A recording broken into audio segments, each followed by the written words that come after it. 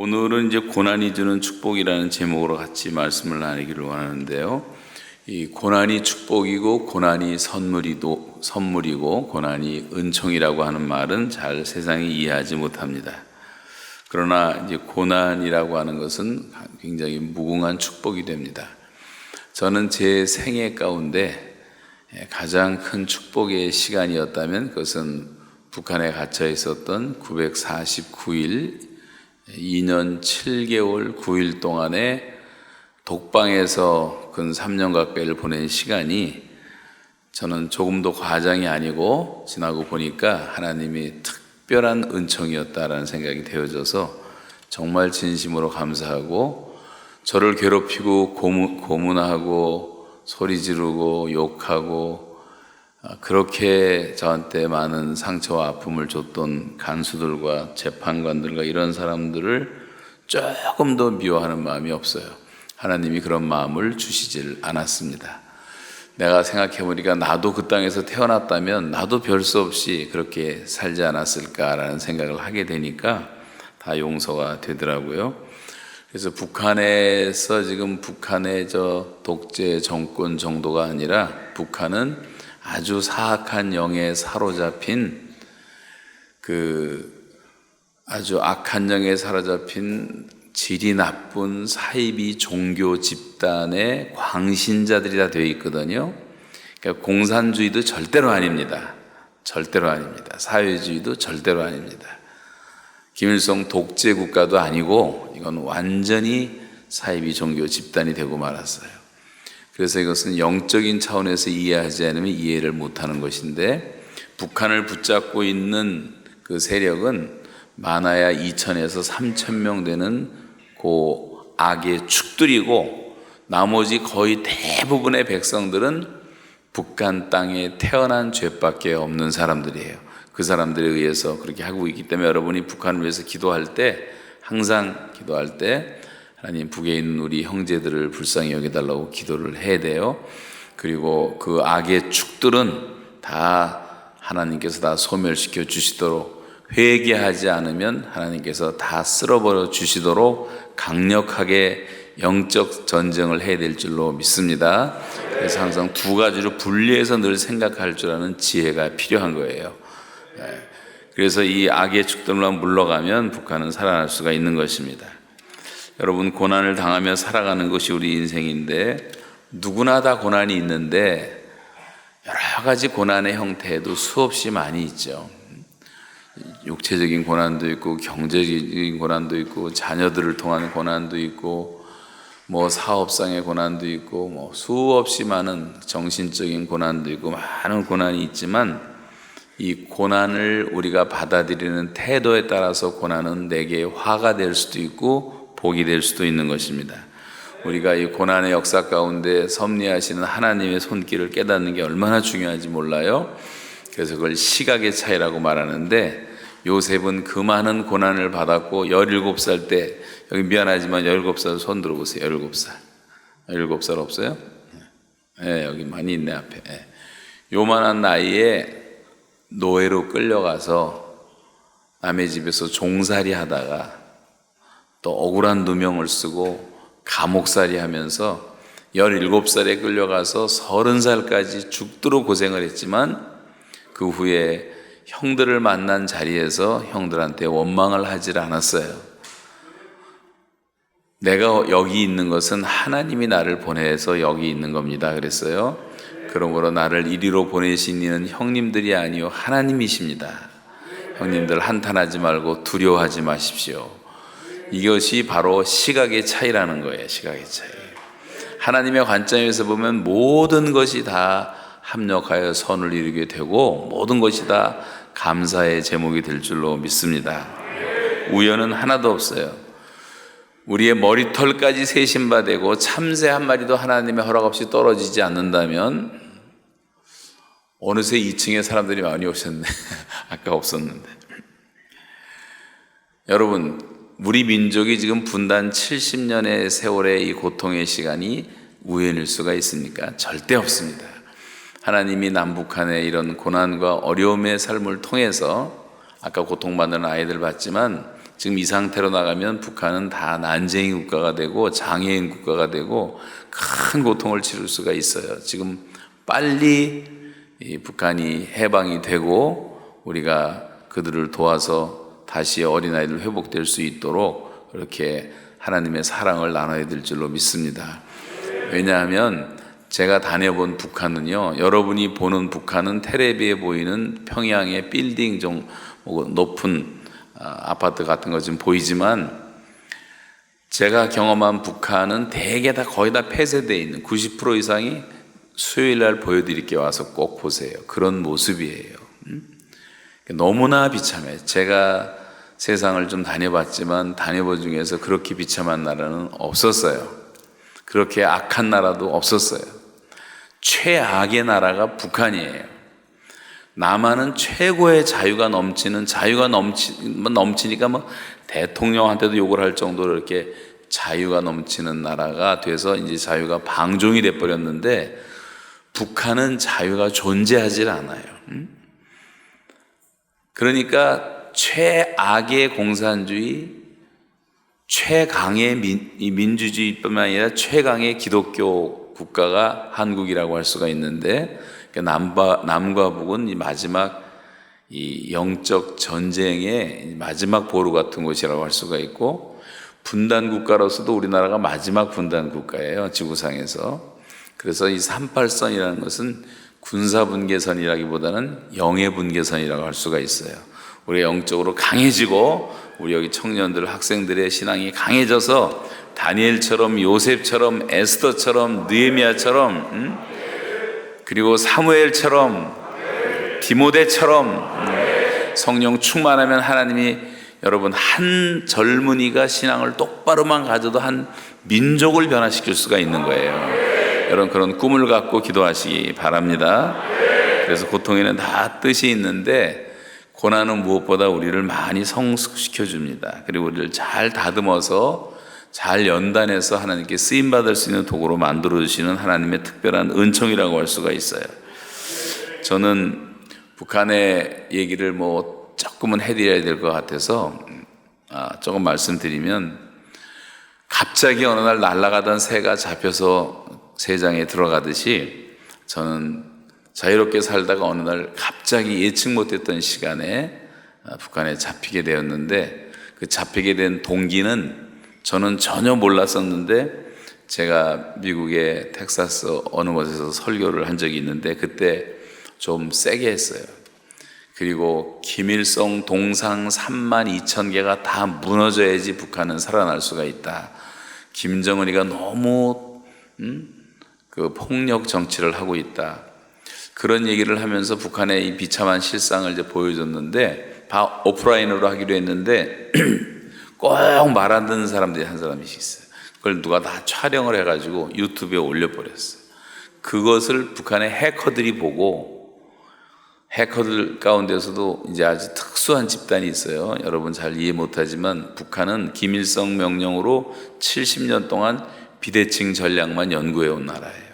땅굴을 수없이 팠고요, 해커들을 수없이 길렀고, 원자탄 만들고, 이게 다 비대칭 전략이거든요.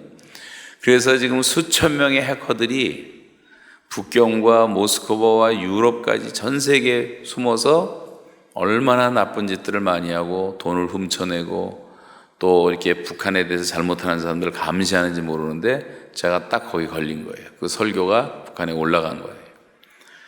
그 단체 이름이 적공국이라고 하는데, 적군와의 공작국이라고 하는 박정희 목다오라고 30명 무장공비를 내려보내고 미얀마 폭파시키고 천안함 폭파시키고 하늘로 날아가는 우리나라 대한항공 폭파시켜서 노동자들 다 죽이고, 이런 그 무시무시한 그 만행을 저지르는 것을 결정하는 곳인데, 그게 김정은의 직속이란 말이에요. 김일성의 직속이고 또 김정은의 직속인데, 걔네들한테 이게 보고가 되는 바람에 제가 북한을 자유롭게 댕겼던 것은 통전부라고 하는 통일전선부라는 기관인데, 이 사람들은 내가 그렇게 설교하는 거 어느 정도 다 알고 있었지만 눈 감아줬고 자기들한테 도움이 되니까 터치를 안 했는데, 이 적공국이 그렇게 하는 바람에 서로 자기들끼리 파워 스트로크가 일어나서 싸우다가 이제 통전부가 밀린 거죠. 그래서 저를 잡기로 작정을 했는데 저는 전혀 몰랐어요. 그거를 3번 전화가 왔어요. 캐나다로. 한 번만 와서 도와주십시오. 한 번만 더 급한 일이 있습니다. 아까 그 여러분 영상에서 보셨던 집들이 파괴된 거, 그건 뭐냐면요. 그건 평안북도 성진군이라는 곳인데, 제가 그때 평양에 있을 때인데 갑자기 도와달라고 난리를 쳐서 갔더니, 요즘 우리나라에 그 홍수가 난 것처럼 북한은 그 홍수가 나면 굉장히 심각한 것이, 지금도 뉴스에 안 나오지만요, 엄청나게 죽었을 거예요. 산에 나무가 없어요. 북한은 전국에 다 전국이 민둥산이야. 민둥산도 보통 민둥산이 아니에요. 그래서 3시간 동안 폭우가 300mm가 쏟아져서 흘러내리는데, 이 돌들이 파이면서 집채만한 돌들이 굴르기 시작해갖고 그 돌들이 산골짜기에 있는 집들을 폭파시킨 거예요. 그래서 3시간 만에 한 800명이 죽었어요. 자다가. 너무 급하니까 도와달라 해서 갔던 거고, 거기 있는 고아들은 해주에 있는 고아들인데 저렇게 삐쩍 말라서 죽어가는 애들이 고아원마다 3,000명씩 있어요. 3,000명씩. 우리가 먹이고 입히고 도왔던 고아들만 해도 1,350명을 우리가 10년 동안 먹이고 입히고 했는데, 그 아이들을 보고 도대체 안 도와줄 수가 없고, 다 굶어 죽는 걸 내버려 둘 수는 없잖아요. 우리가 말로만 북한 선교하는 게 아니라 다 살려놔야지 가서 전도도 하고, 살려놔야지 가서 교회도 세우지, 죽은 다음에 무덤가에 가서 교회를 세우겠습니까? 그래서 가게 된 것이 150번을 가게 된 거예요. 90년대 중반부터 시작해서. 그래서 저는 이제 북한을 너무나 많이 다녀봤기 때문에 솔직히 이 경상도, 전라도는 제가 잘 몰라요. 저는 그 서울에서 태어났고 30살 채 안 됐을 때 캐나다로 가서 지금 35년째 살고 있기 때문에 여기를 기차 타고 목포도 몇 번 와보긴 했지만 자세히 잘 몰라요. 오히려 북한을 더 잘 알아요. 207개 군을 거의 다 다녀봤고 150번을 다녔으니까 한 달에 한 번꼴로 근 20년 동안을 다닌 거예요. 그러니까 저는 절대 거짓말이 아니고 과장도 아니에요. 여러분이 알고 있는 북한은 잘 모르고 있는 겁니다. 북한은 너무 비참해요. 전쟁 불가능합니다. 다 굶는데 무슨 전쟁을 할 수가 있어요. 탱크에 기름도 없고 비행기 뜰 기름도 없는데, 그러니까 비대칭 전략만 쓴 거예요. 근데 그거 가지고는 헛수고예요. 원자탄 갖고 전쟁 못해요. 원자탄 터뜨리면 북한은 완전히 없어집니다.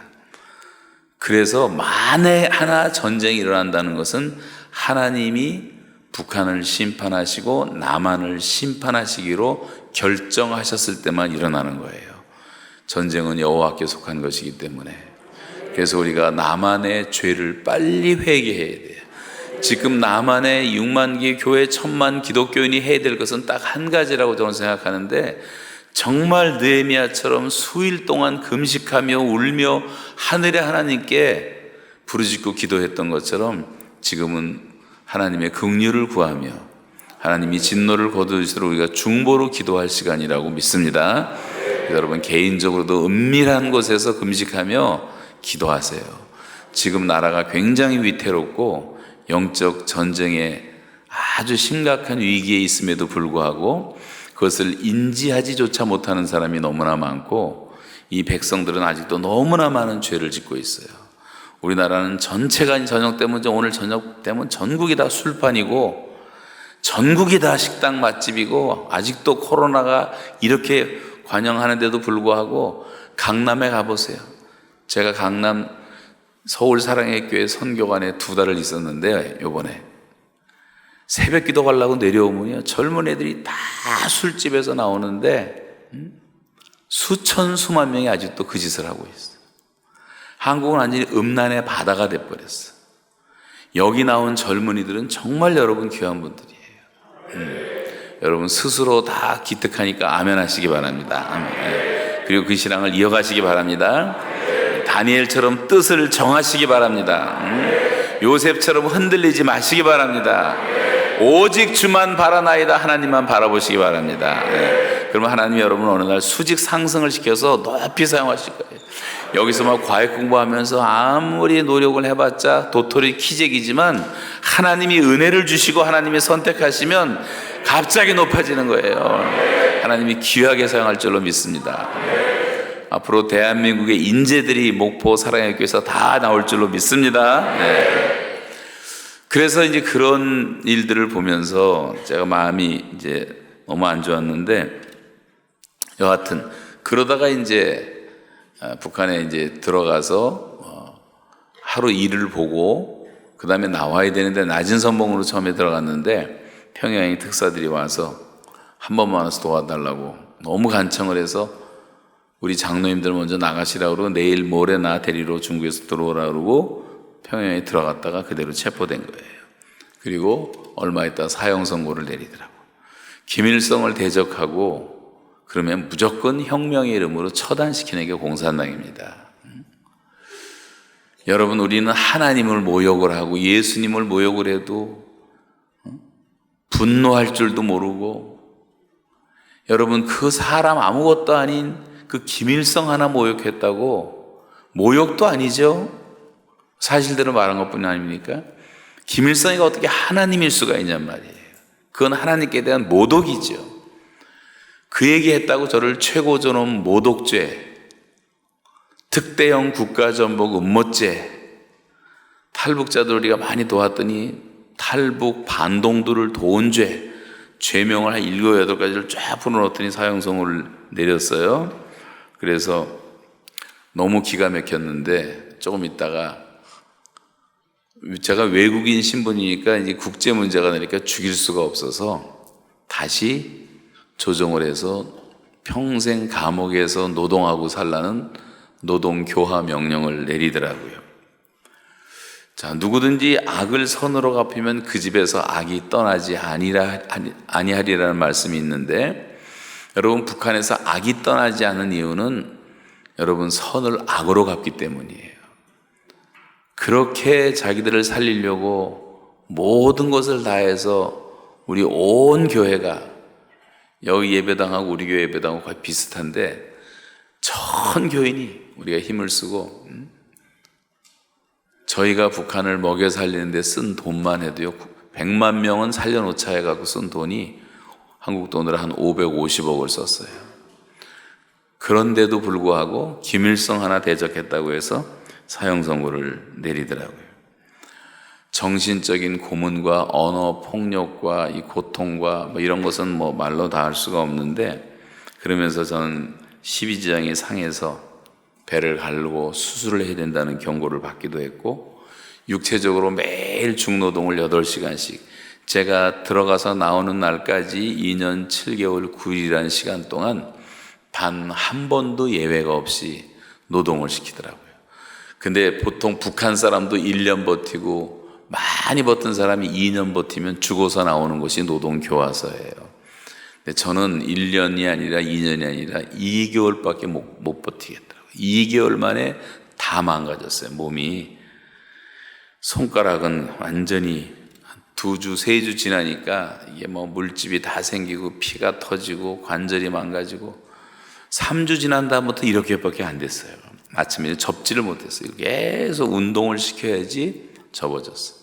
지금도 손가락은 많이 아프고 몇가락은 이제 망가져 있습니다만, 발가락은 새카맣게 동상 걸리고, 추운 겨울에 일을 시작했기 때문에 산속에 얼어붙은 그 석탄 창고에 들어가서 석탄을 깨고 하루 종일 깨고, 어떤 날은 얼어붙은 진흙을 깨고 구덩이를 만들고, 그러는 가운데 꽃갱이 자루가 3번 부러지고 쇳덩어리가 1번 부러질 정도로 그렇게 힘들더라고요. 안 되더라고요. 어깨는 금방 인대가 3개가 파열이 돼서 팔을 뒤로 움직일 수도 없고, 몸무게는 딱 2달 만에 23kg가 빠지더라고요.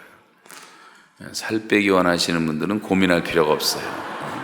잠깐 다녀오시면 됩니다. 또 겨울에는 석탄을 그나마 떼는데 석탄 가스 마셔서 또 쓰러져 갖고, 그때 간수가 비디오를 이제 잘 때는 비디오를 지키거든요. 낮에는 권총 차고 지키고, 그 큰 감옥 안에 죄에서는 저 하나 가둬놨어요. 전 이 세상에 유일한 감옥이라고 생각해요. 독방도 수십 개가 있었는데 아무도 없는 감옥에 저 하나 가둬놓고 저를 지키는 간수들은 50명이 2명씩 2교대로 권총 차고 지키고 밤에는 비디오를 보면서 지켜주고. 거꾸로 생각하니까 나중에는 내가 VIP구나 라는 생각이 들더라고요. 나를 이렇게 보호하는구나. 석탄가스 마시고 죽을 뻔하고 한 달 동안 고통을 당하기도 하고, 또 너무 언어폭력이 심하고 내 아들보다도 어린 애들이 그렇게 욕을 하고 하니까 그렇게 기도하고 축복하고 기도했음에도 불구하고 제가 2년 7개월 동안이요, 그 간수들이 권총 차고 저를 데리고 나갈 때 저는 꽃갱이 들고 삽 들고 이제 노동하러 따라 나가면서 매일 기도했어요. 하나님, 저 청년들 아무것도 모릅니다. 불쌍히 여겨주십시오. 조금 있으면 우리나라 통일되고 이 땅에 이 산골짜기도 교회를 세울 텐데 쟤는 우리 교회 청년회장 되게 해주시고 얘는 안수집사 되게 해주시고 그걸 2년 7개월 9일을 했더니 그대로 믿어지더라고요. 그리고 다 사랑스러워졌어요. 이번에 이 간증을 다 드릴 시간이 없지만 저는 저를 그렇게 괴롭히던 사람들이 다 변하는 걸 보면서 얼마나 하나님의 은혜에 감사한지 몰라요. 얼어붙은 땅이 깨지지 않았는데 깨지더라고, 결국은. 그래서 왜 이게 깨지는가 연구를 했어요. 이걸 깨면서 하루 종일. 그랬더니 깨지는 원리가 제가 발견한 건 4가지인데, 첫째는 진동이었어요. 두 번째는 충격, 세 번째는 분리, 네 번째는 파쇄. 그래서 진충분파라는 사자성어를 만들면서 막 깼는데, 그거를 깨다가 제 마음속에 하나님이 주신 마음이 지금 북한 사람들의 마음이 이렇게 주체사상이라는 잘못된 사상으로 얼어붙어 있다. 이걸 누가 깰 것이냐. 누구도 깰 수가 없어요. 그런데 어떤 일이 벌어졌는지 아십니까? 저를 조사하던 조사관들은 속되게 말하면 빨갱이 중에 빨갱이고, 김일성 아주 절대주의자들이고, 김일성을 우리가 하나님 믿는 것보다 더 잘 믿는 사람들이에요. 그걸 제가 어떻게 알았냐면요, 저하고 1대1로 얘기를 하는데, 우리나라 말하면 이제 어떤 대법원 부장판사 같은 친구인데, 이 사람이 내 앞에서 2번이나 남자가 우는 거예요. 네가 어떻게 우리 수령한테 그렇게 할 수가 있냐.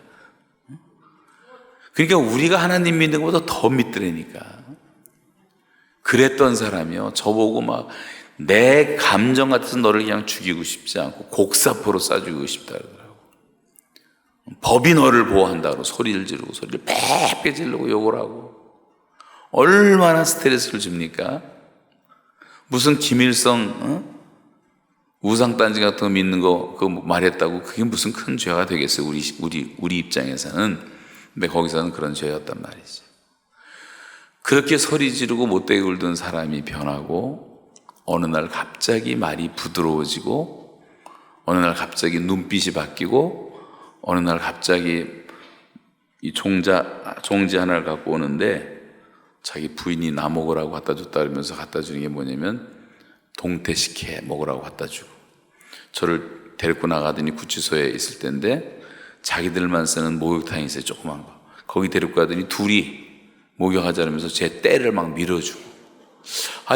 이 사람이 왜 이렇게 바뀌었지? 이상하다. 이유는요, 저를 조사하고 죄명을 지우기 위해서 저에 대한 자료가 없으니까 해커들을 통해서 전 세계 인터넷을 다 뒤져가고 저에 대한 정보를 다 검색을 해서 끄집어내는 거예요. 저에 대한 검색은요, 제 이름을 치면 나오는 게 설교밖에 없어요. 그거를 다 입수에다가 하루 종일 비디오를 듣는 거예요. 설교를 듣는 거예요. 제가 지금 설교를 딴 데서 좀 길게 하는 편인데 이 설교 왜 이렇게 기냐 그러더라고. 자기가 시계 재봤더니 3시간 15분 했대. 근데 이 사람은 또 봐야 돼. 조사를 해야 되니까. 하루는 나보고 같이 보자. 같이 봤어요. 같이 보니까 내가 생각해도 북한에서 내 설교를 내가 들으니까 죽이게 생겼더라고요. 보니까. 그리고 이제 그렇게 보다가 이제 그게 또 모자라니까 우리 교회 홈페이지에 들어와서 내 설교 5년치를 끄집어낸 거예요. 하루 종일 설교만 있는 거예요. 설교만. 여러분, 성도들도 그렇게 하기 힘듭니다. 설교를 하루 종일 읽기 힘들어요. 그러다가 변하기 시작한 거예요, 이 사람이. 여러분, 하나님의 말씀은 살았습니다. 운동력이 있습니다. 좌우의 날선 이 한 건보다도 예리합니다. 영혼을, 심령을 찔러 쪼개기까지 하는 능력이 있잖아요.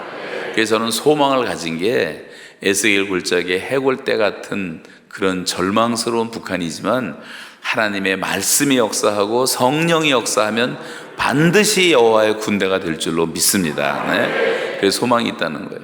그 얘기하자면 한두 사람 다 얘기할 수가 없는데, 그러면서 뭐 과자를 사다 주질 않나, 자기네가 예수 믿겠다는 말은 못하지만 변화가 된 거예요. 어느 날 갑자기 나한테 십계명이 뭐냐 가르쳐달라 그러더라고. 그래서 제1계명 나 외에 다른 신을 섬기지 말라. 제2계명 너를 위해서 우상을 만들지 말라. 저기 있네, 시계. 제가 좀 시계 보면서 하려고. 너를 위해서 우상을 만들지 말라. 그러면서 제가 김일성 동상에 대해서 왜 이런 얘기를 하게 됐는가를 설명을 했더니 나중에 이해를 하더라고요. 그러면서도 하는 말이, 그러면 하나님을 믿으려면 조선의 하나님을 믿지 왜 서양의 하나님을 믿냐고 또 그래요. 조선의 하나님은 위대한 수령님이시라고. 근데 말은 점점 약해져요. 그래서 제가 보니까 아까 진충분파 말씀드렸죠.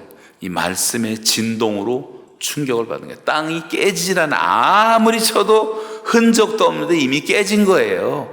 그 꽝꽝할 때 진동으로 깨지기 시작한 거고, 그 다음에 충격을 받으면서 더 깨지기 시작하다가 드디어 몇 번 치면 금이 가서 분리가 되고, 몇 번 치면 덩어리가 하나씩 튀어나와서 구덩이를 팔 수 있었던 것처럼 이 사람들이 그런 진동을 받고 충격을 받고 금이 가는 게 내 눈에 보이더라고. 그 마음이 열리는 거예요. 대화가 되는 거예요.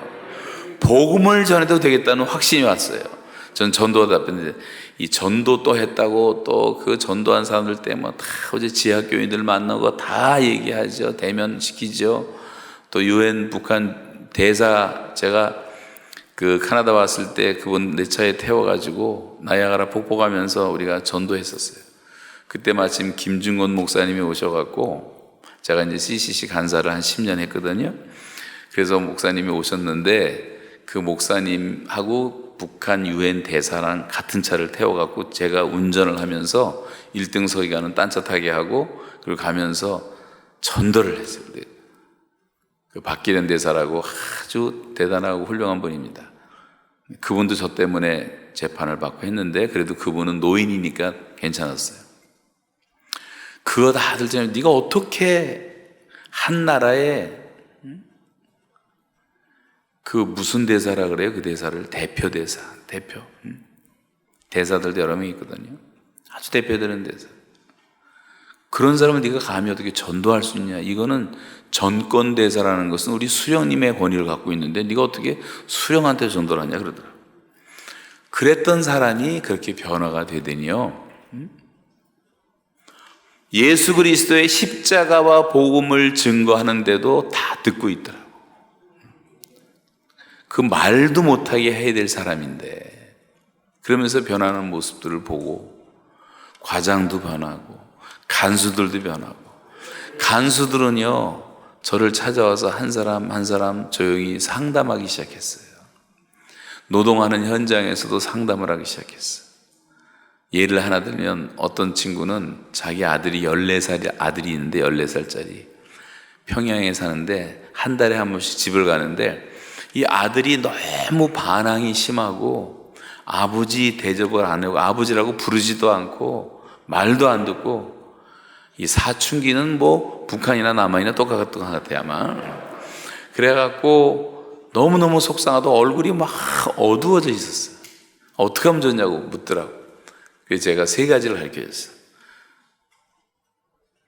저를 따라서 여러분 한번 해보세요. 눈길, 손길, 집중적 관심. 이 3가지만 해라. 아이를 볼 때 꼭 눈을 보고 아이 컨택을 하고 얘기를 하고 스킨십도 해주고, 그 다음에 집중적으로 그 얘기를 들어줘라 하면서 제가 일하는 2시간 동안 그 얘기를 쭉 해줬어요. 예화까지 다 들어가면서.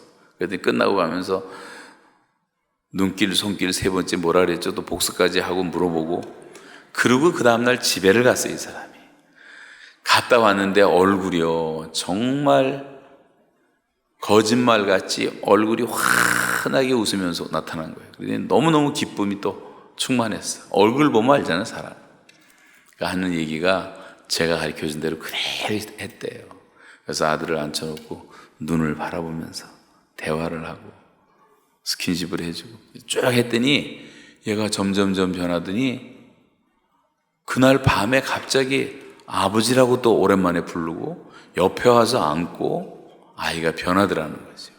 그러면서 와서 저한테 다음 단계는 뭘 해야 되냐 또 가르쳐달라고. 그렇게 해서 상담을 이어나갔어요. 4살짜리 아들인 사람도 찾아오고 하여튼 별별 일들이 많았는데, 여러분 하나님의 말씀은 매이지 않습니다. 하나님의 말씀은 어디서나 역사합니다. 그 지독한 북한의 감옥에서도 말씀이 역사하니까 저를 지키는 군인들, 그 특수부대 출신들이 그 간수들과 저를 재판했던 수십 명의 사람들은요 북한에서 최악의 공산주의자들이고 아주 주체사상으로 아주 완전히 물들어 있는 사람들인데도 불구하고 별거 아니더란 말이에요, 하나님의 말씀 앞에서는. 그래서 저는 소망이 있다고 생각되어졌어요. 우리가 할 일은 아무것도 없어요. 하나님 말씀 선포하고 성령이 역사할 때 영혼들이 회개하고 돌아오는 것을 복음 전도라고 말한다면 북한은 얼마든지 변할 수 있는 줄로 믿습니다. 제가 134번 주일 예배를 혼자 드리고 왔어요. 저는 제일 힘들었던 것이 주일 예배였어요. 우리 교인들도 이제 한 4,000명 되는데 성가대도 성가대가 있고 오케스트라 있고 예배 드리다가 담임 목사가 갑자기 붙잡혀 가가지고 감옥에서, 그것도 북한 감옥에서 혼자 예배 드리려니까 기가 막히더라고요. 성경도 안 갖고 왔죠. 찬송도 없이 하루 있다 올라고 들어갔기 때문에 그래서 머릿속으로 생각해서 성경 구절 생각해내고 찬송가 생각해내고 그러면서 주일은 일을 안 시키니까 예배를 드렸는데, 성경책이 온 다음부터는 제가 하루에 7시간, 8시간씩 예배를 이제 드렸습니다만 처음에는 한 2-3시간 예배를 드리는데 참 힘들다는 생각을 한 게, 우리가 같이 있을지 모르는데요, 여러분이 그럴 필요는 없지만 혼자 어디 감옥에 들어가서 예배를 드린다고 생각을 해보세요. 그러면 이 함께 우리가 예배하고 찬양하고 기도하고 그렇게 서로 함께 모여서 예배하던 이 시간이 얼마나 그리워지는지 몰라요. 여러분이 이렇게 함께 할 수 있다는 것이 축복인 줄로 믿으시기 바랍니다. 옆 사람에게 고맙다고 주먹에서 한번 하세요. 한 번씩. 다 감사하죠. 옆에 있는 게 감사한 거예요. 이 예배당 안에 지금 한 30명 정도 앉아서 설렁설렁하게 띄엄띄엄 예배 본다고 생각해 보세요. 얼마나 썰렁하겠습니까? 얼마나 힘이 안 나겠습니까? 찬송할 때. 우리가 장작불을 다 모아서 불이 활활 붙듯이 이렇게 기도와 찬송과 마음을 모아서 하나님께 예배하는 것이 여러분 큰 축복인 줄로 믿습니다. 그래서 저는 예배가 너무 소중한 것을 너무 절실히 깨달았고, 성도들이 함께 예배한다는 것이 얼마나 큰 복인가. 또 밥도 혼자서 독방에서 3,000끼를 먹었는데 뭘 먹었냐고 물어본 사람이 하도 많아서 제가 얘기를 안 해줄 수가 없었다. 하도 궁금해하니까 뭐 이상한 데만 관심이 많아요, 사람들 보면. 시커먼 쌀밥 같은 게 나오는데요, 돌멩이가 많았어요. 돌멩이. 그래서 돌을 몇 번 계속 씻고 나니까 도저히 못 먹겠어요.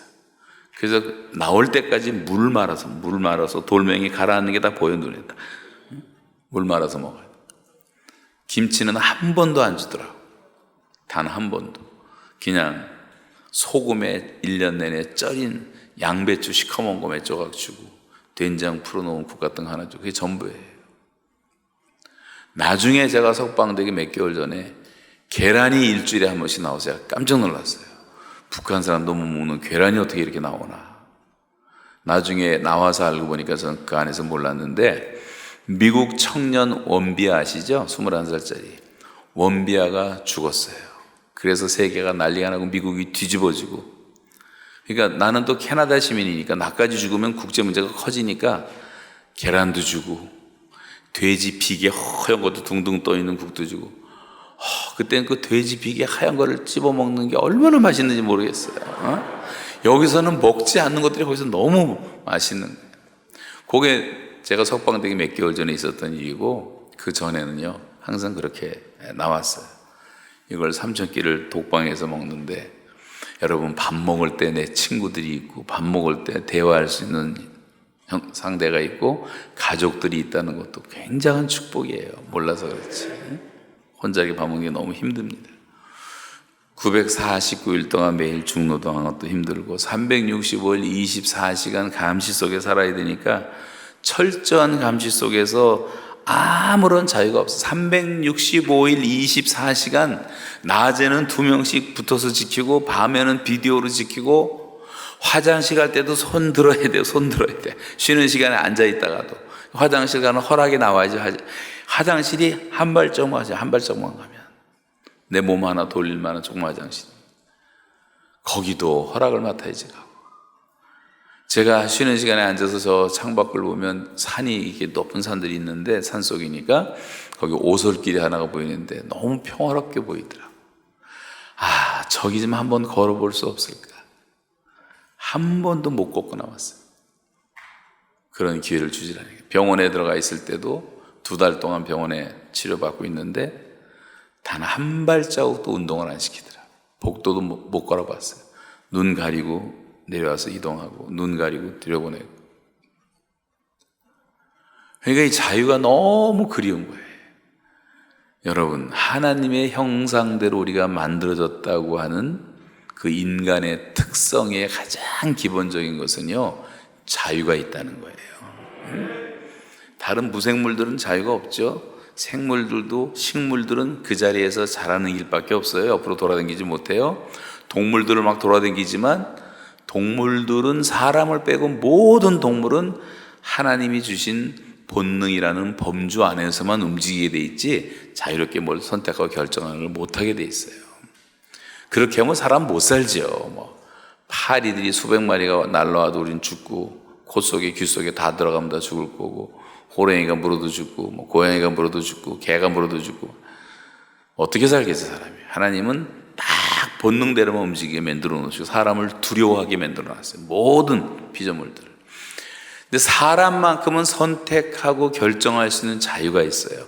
지금 저와 여러분의 모습은 이대로 내가 지금까지 살아오면서 순간순간 내렸던 선택과 결정에 의해서 만들어진 결정체란 말이에요. 그래서 선택이 중요한 거예요. 결정이 중요한 거예요. 그래서 항상 하나님의 뜻을 묻고, 다윗처럼 하나님 할까요? 말까요? 할까요? 말까요? 어린애처럼 그렇게 하나님께 늘 물었던 다윗이 너무 이뻐서 내 마음에 합한 자라고 말씀하셨어요.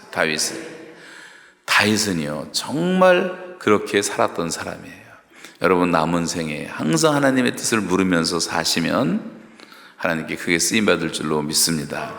그래서 우리가 선택을 하고 자유가 있는데, 이 자유가 뺏기니까 내가 먹고 싶은 거 못 먹고, 내가 가고 싶은데 못 가고, 말하고 싶은 거 못 하고, 아무것도 할 수 없어요. 제가 1400페이지 나중에 종이가 와서 1400페이지 일기장을 썼어요. 감옥에서 다 쓰고 혼자서 묵상한 걸 다 썼는데 한 장도 못 갖고 나오고 다 뺏기고 나왔어요.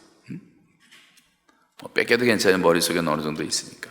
그런데 아무런 자유가 없으니까. 그래서 제가 나오자마자 저는 이렇게 걸어다니는 게 너무 즐겁고 행복하고, 화장실 가는 게 너무, 갈 때마다 너무 행복하고 감사하고. 제가 1월 달에 아마존 선교하고 이렇게 돌래 돌아오는데 비행기를 40시간 탔거든요. 지구 끝이 반대니까 한국하고. 그런데 10시간만 비행기 타도 지루하다고 거의 반 죽는 사람도 있어요, 보면. 근데 저는 40시간 타도 그렇게 지루하지가 않았어요. 가장 큰 이유는 화장실을 내 마음대로 갈 수 있다는 거. 이게 얼마나 감사한지 몰라. 가고 싶을 때 마음대로 가고. 그리고 비행기 안에서 책도 잘 보고, 성경 암송도 잘 되고, 또 하나님 가까우니까 기도도 잘 되고, 좋게 생각하니까 다 좋더라고. 코로나 이번에 와서 제가 카나다에서 지난번에 2주하고 이번에 한국 다시 와서 2주 자가격리를 하는데, 사람들 자가격리하면 또 되게 힘들어하는 사람들도 있어요. 근데 저는 자가격리가 뭐 독방 같은 그런 내 방에는요 그냥 바퀴벌레가 수백 마리가 있었어요. 파리모기는 말할 것도 없고. 근데 처음에는 안 죽였어요. 불쌍해서 그것들도 불쌍해서 안 죽였는데 나중에는 이제 제가 석방되는 줄 모르고 일주일 전에 다 죽였어요. 다 죽이고 나니까 석방시키더라고요. 그런 감옥 안에 있다가 나오니까 여러분 자가격리 내 마음대로 먹고 싶은 거 집밥 다 해먹을 수 있죠. 텔레비도 볼 수 있죠. 전화도 할 수 있죠. 자유로운데 뭐가 힘들어? 감옥에 있다 보니까 힘든 게 하나도 없어.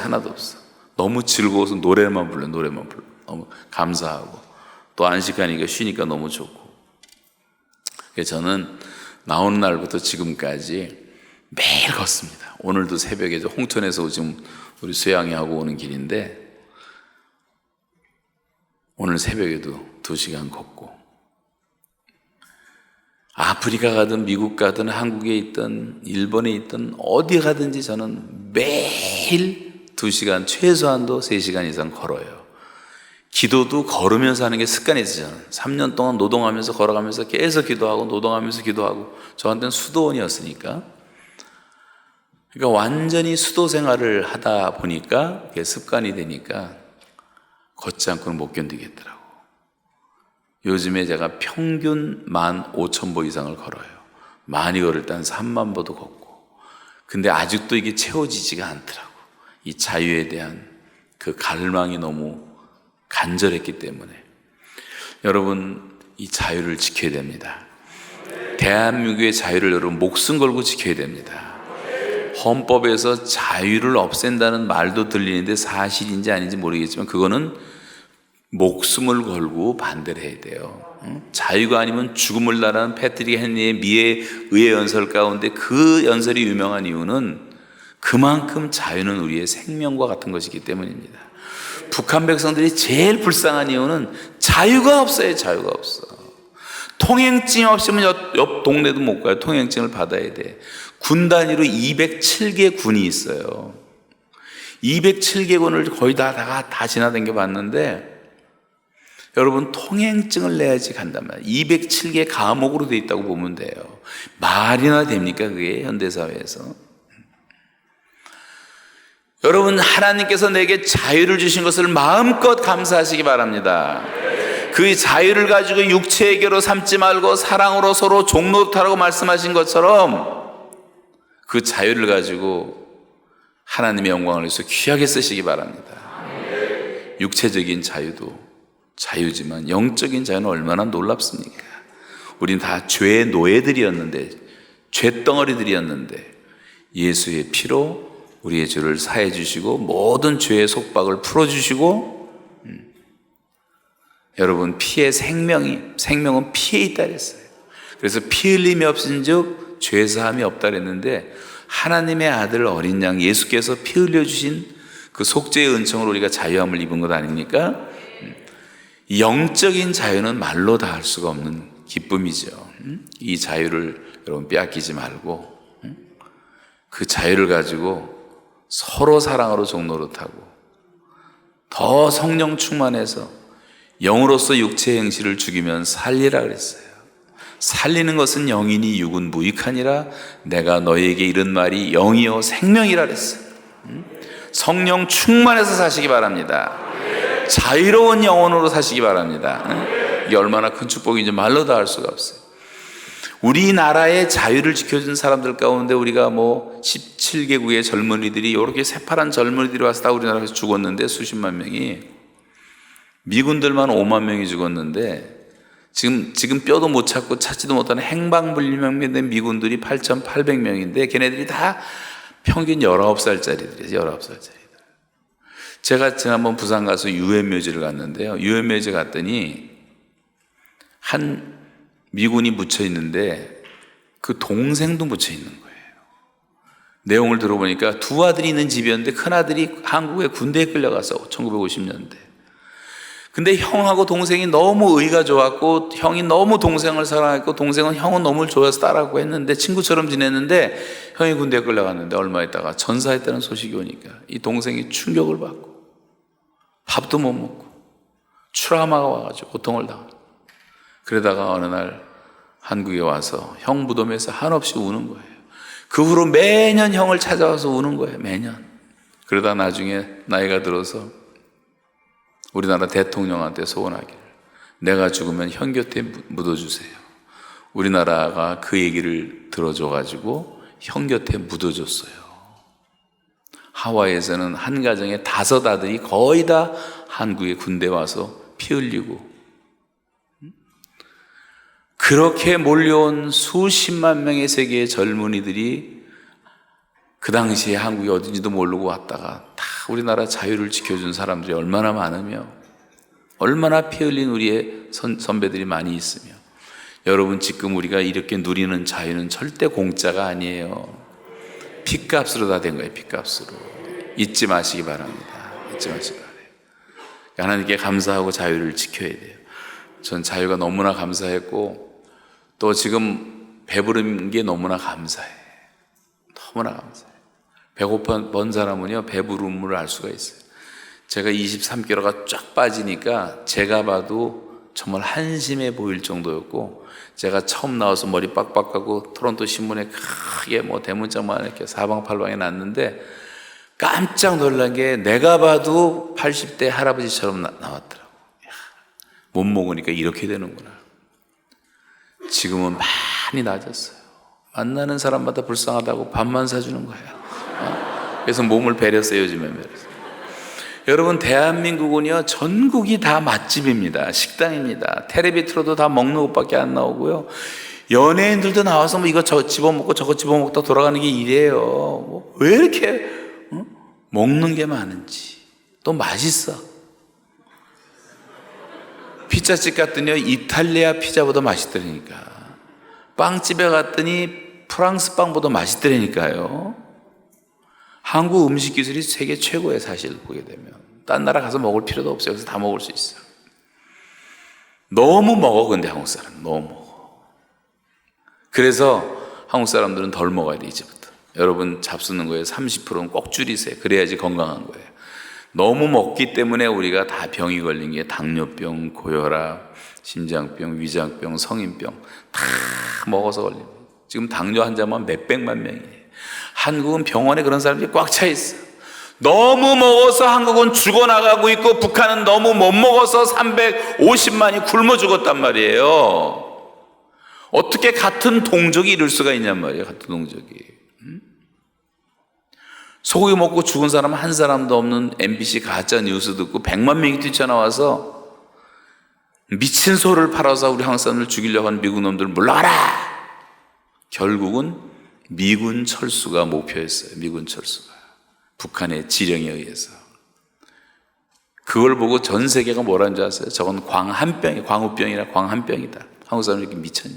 자기 동족이 350만이 굶어 죽어갈 때 100만 명이 나타나서 내 동족을 살리자고 데모해 본 적이 있냔 말이에요. 우리가 얼마나 우리가 육체적인 인간이 돼버렸습니까? 노아 시대 사람들처럼 먹고 마시고 사고 팔고 시집가고 장가가고 집을 짓고 있더니 홍수가 나서 멸하는 순간까지 깨닫지 못했단 말이에요. 지금 원자탄이 터져서 한순간에 목숨이 날아가는 순간까지 깨닫지 못할 정도로 우리는 완전히 일상생활에 푹 빠져가지고 예수 믿는 사람들조차도 너무 세속화됐어. 먹는 것밖에 몰라. 먹는 것밖에. 마시는 것밖에 몰라. 저녁엔 다 술 마시죠. 하루 세 끼 다 맛집 돌아다니면서 먹지요. 북한 사람을 보면 너무 불쌍해 죽겠어요. 우리가 버리는 음식 찌꺼기만 25조가 넘었어요. 그것만 아껴 써도 북한은 몇 번 살리고도 남았어요. 사고 팔고는 뭐냐면 다 장사네, 장사. 홈쇼핑, 텔레비마다 다 홈쇼핑이고 어마어마해. 우리 교회 출신 강주은이라는 자매가 있는데 지금 최민수 부인이 됐는데, 강주은이가 요즘에 뭐하냐 물어봤더니 토요일 날 2시간 일하는데 홈쇼핑에서 얼마 버냐 그랬더니 20억 번대. 20억. 2시간에 매출이 20억이래. 그러니까 왜냐하면 여자들 가운데 그 중독자들이 많아요. 홈쇼핑 중독자들. 난 이게 중독이 되리라는 생각을 안 했기 때문에 저도 한번 봤는데요. 보니까 중독되게 만들었더라고. 보니까 눈을 띄지 못하게 만들어. 그리고 또 반품을 하는데 반품을 다 받아줘. 그러니까 반품 중독이 와가지고 막 10번씩 또 바꾸는 거야. 다 사고 파는 거. 집을 짓는 거, 시집 가고 장가 가는 거, 경조사 때문에 정신이 없고. 제가 35년 전에 한국 떠날 때도 전국이 다 아파트 짓는 건설 현장인데 지금도 보니까, 오늘도 오면서 보니까 아직도 아파트 짓는 게 천지예요. 전국의 천지. 그것밖에 모르는, 그것밖에 몰라. 여러분, 이 몸뚱이들은요, 좀 훈련을 시켜야 돼요. 여러분, 좀 덜 먹이고 덜 재우고, 이거 그냥 내버려 두면 마냥 잡니다. 먹으면 마냥 먹습니다. 절제를 해야 돼. 좀 일찍 깨워서 새벽기도도 나오고, 필요할 때 금식도 시켜서 내 영이 좀 살아나도록, 성령 충만 받도록, 가난한 마음을 갖도록 그렇게 육체를 좀 훈련도 시킬 줄 알고 절제할 줄 알아야 돼. 이런 것도 여러분 학생들도 이거 다 좀 절제해야 돼.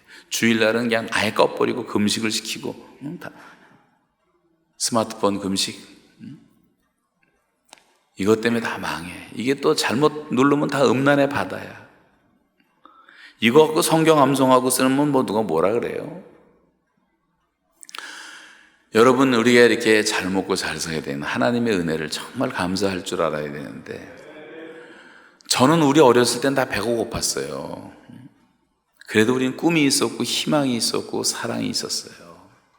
근데 요즘 젊은이들은 배 터지게 먹으면서도 꿈이 없어요. 희망이 없어. 사랑이 없어. 왜 하루에 47명씩 자살로 인생을 끝냅니까? 젊은이. 오늘도 40명 이상이 자살했어요. 한국에서 젊은이들이. 어떻게 이런 나라가 됐냔 말이에요. 잘못 가르친 거죠. 우리가 잘못 가르친 거. 이거 다 회개해야 돼. 늘 감사하시기 바라고. 식기도 할 때요, 그럴 시간은 없겠지만 막 1시간이라도 하나님께 감사하고 싶을 정도로 정말 감사기도 드리고, 제가 나와서 사과를 처음 먹으면서 얼마나 감사한지 몰라. 새빨간 사과 하나를 먹는데요, 어떻게 이렇게 하나님이 새빨갛게 만드셨을까? 어떻게 속살을 이렇게 하얗게 만드셨을까? 어떻게 이렇게 맛있는 맛이 나올까? 이 하나가 내 손에 들어오기 위해서 하루 종일 땡볕 받으며 탄소 동화 작용을 하고, 밤을 지새우고 비를 맞고 벼락을 맞고 몇 개월을 그러고, 꽃 피는 것부터 시작해서 벌레와 싸우는 것부터 시작해서 뿌리에서 진액과 수액을 공급해줘서 자라는 모든 과정들을 생각해 보니까요, 이거 어떻게 기적이지. 얼마나 감사해. 사과 하나 먹으면서 너무너무 감사하더라고요. 1시간 동안 감사 기도를 드리고 싶더라고요. 여러분, 지금 굶주리는 사람 얼마나 많은 줄 아십니까? 감사하시기 바랍니다. 정말 감사하시기 바랍니다. 그리고 절제하고 적게 먹고 조금 돼지 통장에다 넣어서 탈북자들도 좀 돕고 북한 신학생들 좀 돕고, 그렇게 실제적인 북한 선교도 했으면 좋겠어요. 사랑과 교제에 대한 감사가 너무나 갈급했어요. 우리가 함께 사랑하고 교제할 수 있는 대상이 있다는 게 너무나 감사. 찬송을 실컷 부를 수 있다는 것도 너무 감사했어요. 선지자들의 고난에 동참하는 것도 너무 감사했어요. 선지자들을 읽어보니까 죄다 고난을 받았더라고요. 예레미야도 끝없이 고난받고 끝없이 감옥을 전전긍긍하고, 요셉도 감옥 가고 다니엘도 감옥 가고 세례 요한도 감옥 가고 베드로도 감옥 가고 바울도 끝없이 감옥을 헤매고. 감옥 간 게 나쁜 게 아니더라고, 생각해 보니까. 그 고난 속에서 제가 받은 은혜가 얼마나 컸는지 모르고요, 완전 제로 포인트 익스피리언스, 0점 체험을 하며 사니까 영적인 눈이 다 열리니까 모든 것이 감사하고, 제가 949일 동안 매일같이 새벽에 일어나서 기도하면서 절대 시간 낭비하지 않겠다. 그래서 노동하면서 계속 기도했고요, 계속 성경을 암송했고, 제가 42년 동안 사역했던, 목회했던 30년 동안, 12년 동안의 대학생 사역했던 내용들을 다 정리하면서 종이하고 펜도 없이 머리로 다 노동하면서 외웠어요. 외우다 보니까 강의안을 700개를 외웠어요. 여러분, 이렇게 앉아 계시고 우리가 밥 먹고 하루 종일 모여서 강의하라고 한다면요, 제가 6개월 동안 종이 한 장 없이도 할 수가 있어요. 이게 감옥이었으니까 가능했던 거예요. 백동종 목사님은 절대 하시면 안 돼요. 하시려면 북한에 3년 갔다 오셔야 되는데 그럴 수도 없으니까. 목사님들 너무 바쁘시잖아요. 신방해야죠, 설교 준비하셔야지. 뭐 언제 그거 하겠어요? 할 수 없죠. 저는 아무것도 없어요. 엔터테인먼트 아무것도 없었어요. 텔레비도 없었고 라디오도 없었고 책도 한 권도 없었고. 그러니까 집중할 수밖에 없어요. 하나님만 바라보고 살았으니까 하나님하고 동행할 수밖에 없었고. 성경책이 몇 개월에 도착을 했는데요, 너무나 기뻐서 제가 병원에 들어가 있을 때인데 2달 끌어안고 울고, 처음부터 그냥 정독을 하면서 5번 읽고, 영어로 정독하면서 1번 읽고, 거꾸로 1번 읽고, 찬송가 1장부터 600장까지 다 불러보고, 영어로 번역해서도 불러보고. 하여간 찬송 부르면서 놀란 게 너무 많은 게 541장을 부르는데 너무 감동이 오더라고. 여기 순천에서 여수 순천 거기서 순교하신 손영호 목사님이 작사한 찬송인데, 꽃이 피는 봄날에만 주의 사랑이 있음인가, 열매 맺는 가을에만 주의 은혜 있음인가, 땀을 쏟는 여름에도 주의 사랑이 여전하고 추운 겨울 줄일 때도 주의 자비 변함없네. 솔로몬의 부귀보다 욥의 고난 더 귀하고 솔로몬의 지혜보다 욥의 인내 더 귀하다. 제가 그때 가장 많은 인내를 필요할 때인데 그 찬송이 너무나 감동이 됐어요. 4절까지 다 외워서 종일 불렀어요. 그 찬송을. 너무나 은혜가 돼서 나와서 제가 석방된 다음에 교회 집회를 하면서 이 찬송 부르자고 했더니요, 지금까지 대한민국 교회 가운데 541장을 부르는 교회가 한 교회도 없었어. 여기 목포 사랑의 교회는 불러 쓰시기를 기대하는데, 그렇게 위대한 손양원 목사님이 작사한 찬송이 나온 지 10년, 20년이 지나고 있는데도 교회가 이 노래를 한 번도 불러보지 못했던 게 얼마나 기가 막힌 일이고, 우리가 얼마나 예배를 등한히 여기고 있다는 소리입니까? 예배가 너무 형식이고, 설교 시간 조금 지나면 저 중간에서 이러고 시계 보더라고요. 빨리 끝내라고. 여기가 아니고 딴 교회에서. 시계 그냥 이렇게 보면 되는데 왜 이러고 나보라는 거야, 보라고. 그래서 저는 이 대배 시간에 초청받는 걸 제일 싫어해요. 너무 그냥 스트레스가 많아. 철야 기도 때 초청받는 걸 제일 좋아해. 그때 여유가 있으니까. 찬송을 실컷 8시간째 혼자 예배를 드리다 왔으니까요, 찬송 2시간 부르지, 기도 2시간 하죠, 성경 2시간 읽죠, 예배 드리고, 헌금만 빼놓고는 다 했으니까. 혼자서 축도까지 다. 그게 예배의 회복이 얼마나 감사해요. 우리는 사람은 하나님의 형상대로 지음받았기 때문에 하나님과 교제하도록 창조된 거거든요. 그래서 하나님과 예배의 문이 열려야 돼요. 예배의 혈이 뚫어져야 돼요. 그래서 하나님과 교통하며 살게 되고, 음성을 들으며 살게 되고, 성령의 인도를 따라 살게 돼 있는데, 예배자가 되지 못하니까, 거룩성을 잃어버렸으니까 그게 안 되는 거예요. 근데 이게 그냥 찬송 한 장 부릅시다, 장로님 대표기도 합시다, 뭐 이렇게 해서 지나가는 형식적인 예배 가지고는 잘 안 되더라고요. 여러분이 개인적으로 집에서 충분히 큐티 하시기 바랍니다. 말씀을 붙잡고 사세요. 그리고 요즘 기도하기 너무 좋잖아. 마스크 쓰고 다니니까 너무 좋더라고. 차 안에서도, 운전하면서도, 지하철 안에서도 뭐 중얼중얼 기도해도 아무도 눈치를 못 채. 마스크 쓰고 하니까. 그러니까 마스크 쓰고 있는 동안만큼은 연습을 좀 많이 하세요. 기도하는 연습, 걸으면서도 연습하고. 뭐 꼭 앉아서 해야 됩니까? 걸어서도 얼마든지 할 수가 있는 거지. 이게 너무 감사했고, 북한 동포들의 고난에 참여하게 하는 것이 너무 감사했어요. 저는 150번을 다니면서도 항상 주는 자로만 살았지, 내 동족들이 받는 고통을 그렇게까지는 몰랐거든요. 근데 내가 당해보니까 이게 빨리 해방을 시켜줘야 되겠구나, 이런 생각이 더 간절하게 들었어요. 예수님의 고난에 감히 조금이라도 동참한 것이 너무 감사했고, 제가 사형 선고 받고 이제 재판 또 다시 기다리고 있는데 너무너무 억울했어요. 야, 이렇게 억울한 재판, 이렇게 모순된 재판이 어디 있는가, 막 화가 나고 속이 상했는데, 감옥에 이제 방에 딱 들어왔는데 잠시 묵상하면서 예수님 생각을 하는 순간이요, 주님 받으신 고난, 채찍 맞으신 거, 뺨 맞으시고 침뱉음을 당하시고 막 십자가 지시는 광경을 잠깐 묵상하는 동안에 갑자기 하얀 깃털 같은 것이 제 어깨만 하는 것이 이렇게 내려오더니 제 어깨에 싹 앉는데, 환상처럼 보이는데 마음이 편안해지더라고요. 그리고 잠이 들었고, 제가 처음이자 마지막 꿈을 한번 꿨어요. 감옥에서.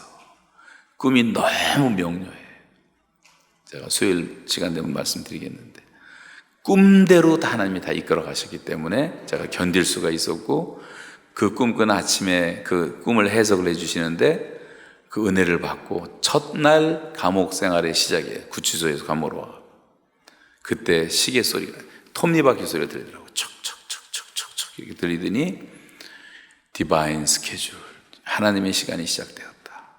그런 마음의 음성과 함께 저는 그날부터 나오는 날까지 성령의 인도를 받았고, 기도하며 살았고, 성경 말씀 늘 암송하며 살았고, 시간을 낭비하지 않게 됐어요. 저한테는 말로 다 할 수 없는 축복의 시간이었고, 기도하면 하나님이 표적을 보여주시는데 은총의 표적이, 사인 오브 페이버가 항상 따라다니는 거예요. 그러니까 그 간수들이 그걸 보니까 변하는 거예요. 자기들이 보니까 저 사람은 참 희한하다, 뭐 느낀 게 있었겠으니까 변하고 찾아오고 상담하고 해겠죠. 정말 놀라운 일들이 많았어요. 기다림이 믿음이라는 것을 배웠어요. 정말 오래 기다렸어요. 전 6개월이면 풀어줄 줄 알았는데 그게 아니더라고. 1년 지나고 1년 반 지나고 2년 지나고, 이게 무슨 호텔에서 기다리는 것도 아니고 감옥에서 기다리는 시간이 쉽지 않았지만, 제가 딱 한 가지 비결이 있었는데, 들어가는 날부터 하나님 주신 마음이 일일 단위로 살아라. 일일 단위로. 내일 일을 염려하지 말라. 내일 일을 자랑도 하지 말라. 한날 괴로움은 그날의 족하니라. 그래서 저는 내일은 아예 생각을 안 했어요. 요즘도 생각 안 하면 습관이 돼갖고, 제가 스케줄이 좀 있는데요, 전혀 생각 안 합니다. 기도는 하지만, 요번 주는 제가 스케줄이 없어요. 목포 사랑의 교회 때문에. 근데 하루하루 살았어요. 하루하루. 그랬더니 949일이 어느덧 다 지나가더라고요. 그리고 하나님의 시간을 기다렸더니, 하나님의 시간에 세상 사람들이 아무도 예측하지 못했던 어떤 하나님의 시간에 누구도 도울 수 없어요.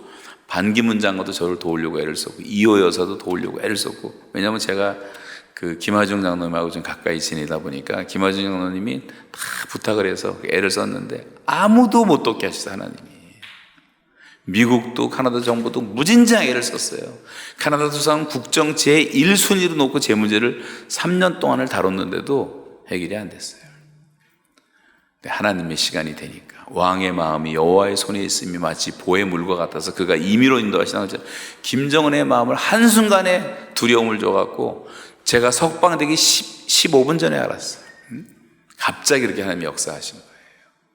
그래서 여러분, 하나님의 절대 주권을 믿으시기 바랍니다. 하나님의 타이밍이 다 있는 거예요. 그걸 믿으면 되는 거예요. 그래서 복음의 증인으로 살 수 있게 된 것이 너무나 감사한데, 이제 뭐 서론도 말씀 못 드렸지만 시간은 지나서 마치겠습니다. 여러분, 기회는 항상 있는 게 아니에요. 우리가 건강할 때, 자유로울 때, 젊었을 때, 하나님이 기회를 주실 때 하나님이 일을 해야 되는 거예요. 해가 질 때가 있어요. 문이 닫힐 때가 있어요. 기회는 지나버리면 끝이에요. 앞으로 오는 모든 기회들을 기도하면서 다 붙잡으시고 하나님께 쓰임받고, 여기 연세가 드신 어른들도 이제 60대 넘은 사람들은 황혼기라 그래. 해가 질 때 찬란한 빛을 발하고 쫙 꺼지는 거예요. 70대는 해는 졌어요. 근데 트와일라이트라고 은은한 빛이 아직 남아있어. 그러니까 주를 위해서 70대 일할 수 있어. 80대는 해가 완전히 졌어요. 거의. 그렇지만 달이 떠서 달, 실버. 그래갖고 80대까지 일할 수가 있어요. 그러니까 우리가 목숨이 붙어 있는 것은 하나님 주신 기회예요. 여러분, 어떤 고난도 두려워하지 마시고, 고난은 잠깐입니다. 오늘 말씀에도 나오잖아요. 주의 노여움은 잠깐이요 그의 은총은 평생이로다. 저녁에는 울음이 기숙할지라도 아침에는 기쁨이 오리로다. 고난을 두려워하지 마시기 바랍니다. 육체의 고난도 믿음으로 다 견디시기 바라고 감당하시기 바랍니다. 하나님의 시간이 되면 여러분이 육체의 병을 완전히 고쳐주실 것입니다. 정신적인 고통 마찬가지, 경제적인 고통 마찬가지. 우리 집이 지금 실직을 당하고 회사가 부도나고 망하고, 그거 다 뜻이 있는 거야. 하나님의 뜻이. 우리가 하나님과의 관계만 회복되고 하나님의 영광이 빛만 비추기 시작하면 한순간에 회복될 줄로 믿으시기 바랍니다. 그리고 기쁨이 계속될 거예요. 고난은 잠깐 지나가는 거예요. 고난 당할 때 이게 뭐 굉장한 것 같지만 아무것도 아니에요. 아무것도 아니에요. 걱정하지 마시고 다 주 앞에 맡기고. 여러분, 14번 두드려 맞으면 14K가 돼요. 18번 두드려 맞으면 18K가 돼요. 24번 맞아야지 정금이 되는 거예요. 24K가. 그건 뭐 너무 겁내지 마세요. 하나님의 징계와 이런 것들은요, 우리를 다 정결케 만드시는 하나님의 특별한 섭리예요. 우리를 그렇게 빚어가고 있다는 것을 생각하면서 어떤 어려움도 낙심하지 말고 모든 것을 믿음으로 감사하며 승리하시기를 주님의 이름으로 축원합니다. 내일 새벽에 뵙겠습니다.